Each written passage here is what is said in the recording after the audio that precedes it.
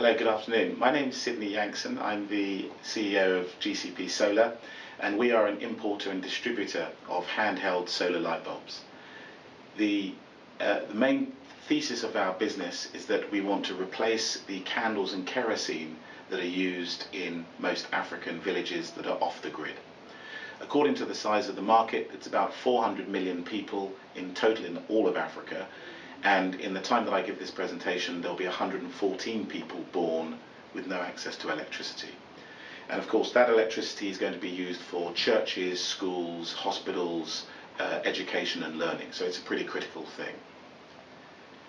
GCP has got a pretty small team at the moment. We have two Ghanaians that are based here in Accra and do our sales and marketing. Their experience is in sales and marketing in Ghana. My experience, which is the weakest of the team, I've been a banker for 16 years and I'm a qualified barrister. And then we have a small advisory board of 6, of which there are 2 full-time professional solar practitioners on that board. Looking at our own team and our own business itself, we're an importer and a distributor of solar products. And the key thing there is distribution. So we've segmented the market into large distribution companies with a platform of access to more than 1 million customers, and then small distribution channels with access to probably 50 to 100 customers. The way that we plan to engage with those, I can explain by way of an example of an NGO we're dealing with at the moment.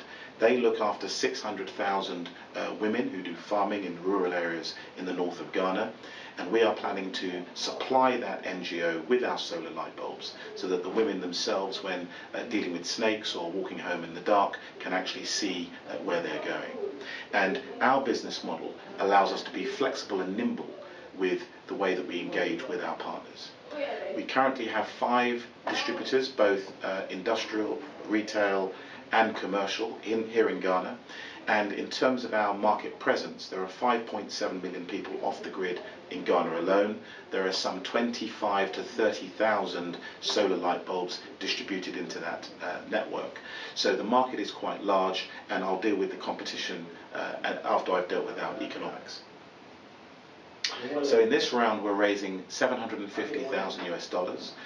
140,000 will be used for fixed assets, which will be spent immediately. Our logistics centres, of which we have 4 to service the 10 regional provinces, the office space, the equipment, and all the key personnel that we need in terms of getting us up and running as a business. We've allocated $270,000 US, which will be used to pay for our ongoing monthly expenses, which will keep us cash flow positive for 9 months. And then the bulk of the money, $370,000 US, will buy 30,000 lights in one 20-foot container to be shipped into our 4 regional depots to resupply the end of the last mile. Just looking at the competition before we talk about our USP and why us. The market is pretty big. There are a number of other companies that are in this space, and our particular USP is that we've attacked the market in trying to partner up with a lot of the partners who are already going to the very customers that we want to reach. So in engaging with the 300 odd NGOs in Ghana, or engaging with the very large distribution partners like the MTN Foundation, we're looking to piggyback off existing distribution channels to reduce the cost of getting the product into the market. Typically what we see is that the consumer is spending between 25 and 30 Ghana cedis monthly on their candles and kerosene usage, and we've priced the products so that after 2.5 to 3 months they would then have break even and then would have to spend no monthly costs for 18 months to 2 years whilst they use these products. So in summary, we have a particularly strong team. We work very closely with the World Bank's group Lighting Africa to make sure that the products are compliant for distribution.